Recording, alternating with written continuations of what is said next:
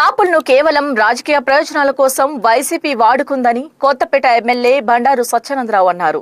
Doctor BR Ambedkar Konaseema జిల్లా Ravulapalem camp కార్యాలయంలో Satyananda Rao media సమావేశం నిర్వహించారు. ఈ సందర్భంగా ఆయన మాట్లాడుతూ కాపు సామాజిక వర్గాన్ని కేవలం రాజకీయ ప్రయోజనాల కోసం ఉపయోగించుకొని ఇప్పుడు కూటమి ప్రభుత్వంపై విమర్శలు చేయడం వైసీపీ నేతల ద్వంద్వ వైఖరికి నిదర్శనమని, కూటమి ప్రభుత్వం కాపులకు అన్యాయం చేస్తుందంటూ వైసీపీకి చెందిన కొందరు కాపు నేతలు ఆత్మీయ సమావేశాలు పేరుతో సమావేశాలు నిర్వహించి ప్రభుత్వంపై ఆరోపణలు చేయడం హాస్యాస్పదంగా ఉందన్నారు. వైసీపీ అధికారంలో ఉన్న 5 ఏళ్ల కాలంలో కాపు సామాజిక వర్గానికి ఏం చేశారో ముందుగా ప్రజలకు స్పష్టంగా చెప్పాలన్నారు. ప్రస్తుత కూటమి ప్రభుత్వం కులాలు, మతాలు, ప్రాంతాలకు అతీతంగా ప్రతి వర్గానికి సమాన ప్రాధాన్యత ఇస్తూ అభివృద్ధి, సంక్షేమ కార్యక్రమాలను అమలు చేస్తుందని అన్నారు. ప్రభుత్వం అధికారంలోకి వచ్చిన తర్వాత అభివృద్ధి పరుగులు పెడతా ఉంది. ఈ అభివృద్ధితో ఏ విధంగా మన ఉనికి కాపాడుకోవాలనే ఆలోచనతో వైసీపీ పార్టీ రాష్ట్రంలో బురద జల్లటమే ఏకైక లక్ష్యంతో పనిచేస్తూ ఉంది. దానికోసం అన్ని రకాల జిమ్మికలకి పాల్పడుతూ ఉంది. రాష్ట్రంలో ఎన్డీఏ కూటమి పరిపాలనలో శాంతి భద్రతలు బ్రహ్మాండంగా ఉన్నాయి. ఎక్కడ కూడా కుల, మత, ప్రాంత భేదాలు లేకుండా కూడా పరిపాలన ప్రజారంజకంగా ప్రజలకు మేలు చేస్తూ శరవేగంగా ఈ రాష్ట్రాన్ని ముందుకు తీసుకెళ్తూ ఉన్నారు ఎన్డీఏ కూటమి తరఫున చంద్రబాబు గారు, పవన్ కళ్యాణ్ గారు, మోడీ గారు.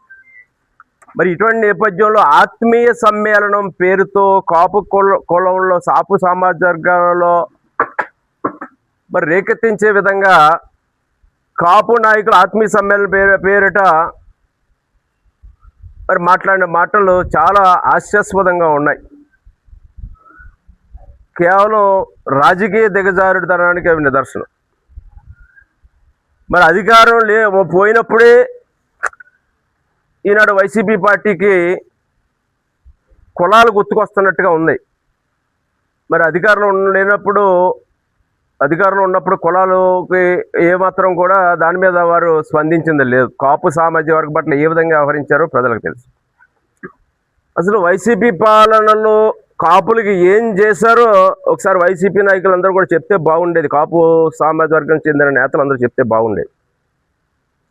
కాపులకంటూ ద్రోహం చేశారు అంటే వైఎస్ జగన్మోహన్ రెడ్డి గారు వైసీపీ ప్రభుత్వం అధికారంలోకి వచ్చిన తర్వాత.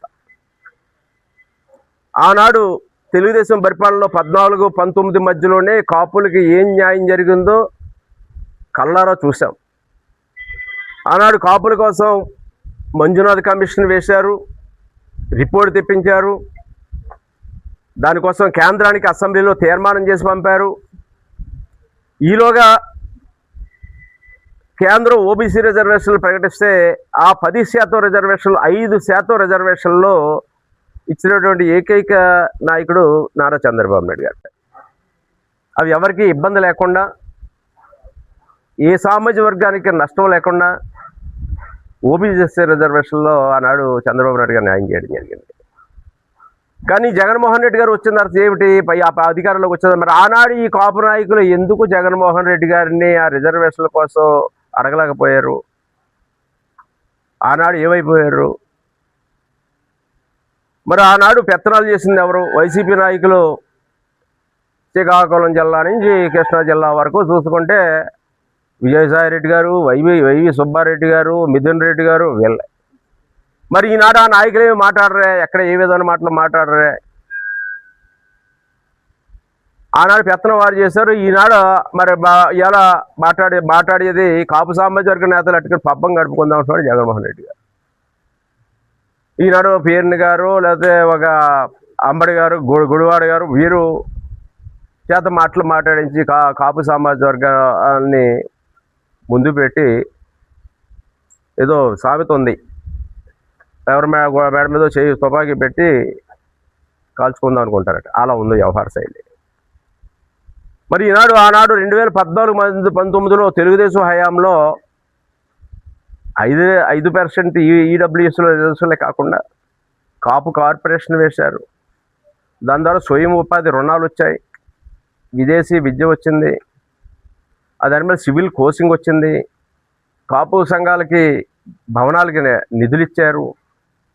ఒక విధమైన ఆనాడు గుర్తించి ఏదైనా జరిగింది అంటే, ఏ ప్రభుత్వం అయినా ఏదైనా చేసింది అంటే ఆనాడు తెలుగుదేశం ప్రభుత్వ హయాంలోనే కాపులకంటూ కొన్ని ప్రత్యేకమైన కార్పొరేషన్ అయినా కొన్ని కార్యక్రమాలైనా విద్యా ఉపాధి అవకాశాలు జరిగాయి అనేది మాత్రం స్పష్టంగా చెప్పొచ్చు.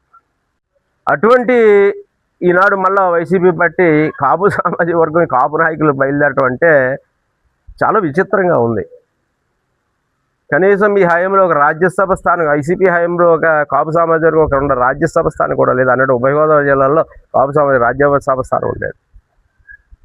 వచ్చిన వెంటనే ప్రభుత్వం సానా సతీష్ గారు రాజ్యసభ సభ్యత్వం ఇచ్చింది.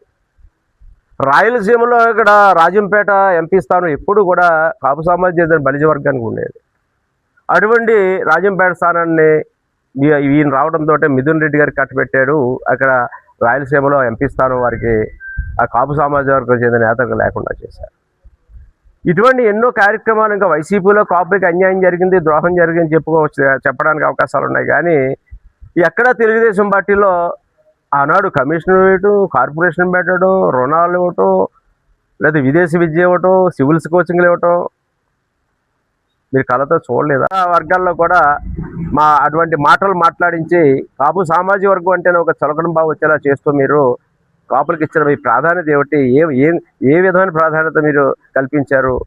ఇప్పుడు కూడా మీరు ఏం కల్పించారు? ఏ స్థానం రేపు పొద్దున్న వైసీపీ పార్టీలో కాపులకు ఇచ్చే గౌరవాలు ఏంటనేది ఒకసారి ఆలోచించాలని కూడా నేను కోరుతా ఉన్నాను. మరి ఈనాడు ఈ విధంగా వ్యవహరించడం కరెక్ట్ కాదు. ఇప్పటికే మీరు పతనం అయ్యారు 11 స్థానాలు. లేదా ఇంకా మీ రాజకీయం మొత్తం బూడిదైపోతుంది. ఇదే వ్యవహార శైలిలో మీరు ఇంకా కులాలు అటు మతాలు ప్రాంతాలు తీసుకొస్తూ రాజకీయం చేద్దాం అనుకుంటే, శాంతి భద్రతల భంగం కలిగించే పరిస్థితులకు ప్రోత్సహిద్దాం అనుకున్నా మీరు ఇంకా రాజకీయంగా ఖాళీ బూడిదైపోవడం తప్ప ఏమి ఉండదని తెలియజేస్తారు.